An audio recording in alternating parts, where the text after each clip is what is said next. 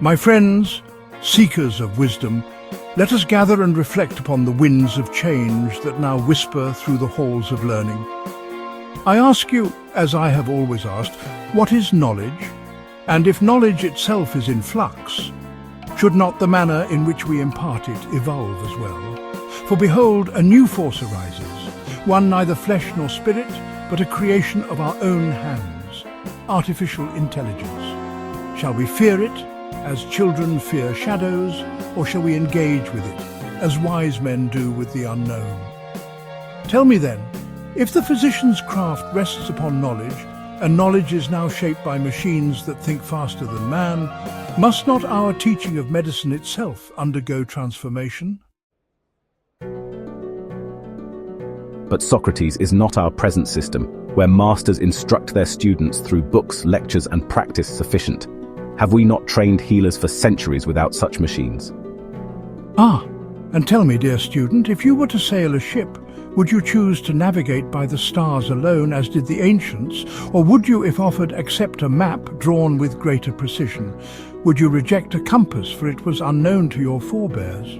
Surely we are not bound to the past, but must wield the best tools available to us. Is it not so that medical educators have long relied on the rote transmission of facts? Yet facts, once sacred, now overflow from machines more vast than any library. If a student seeks a diagnosis, is it not true that AI may offer probabilities with an accuracy even the most learned physician may struggle to match? If so, must we not ask, what then is the role of the teacher? You suggest then that we no longer need masters in medicine, that AI alone will teach us? By the gods, no.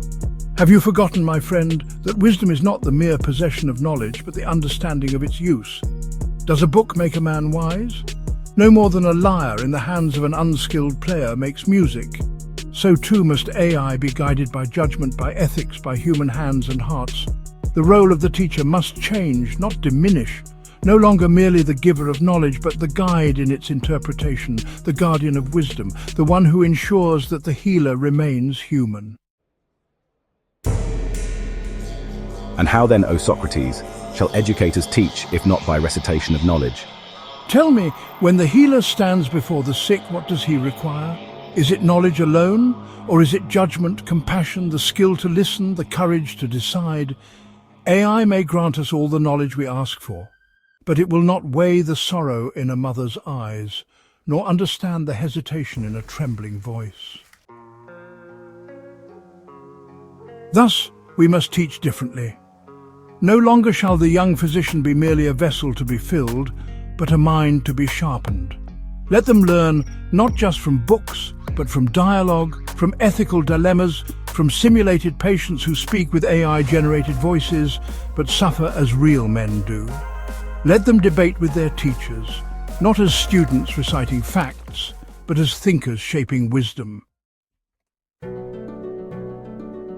But Socrates, if AI can diagnose, if it can suggest treatment, will students not become reliant on it, as the blind man relies on his staff?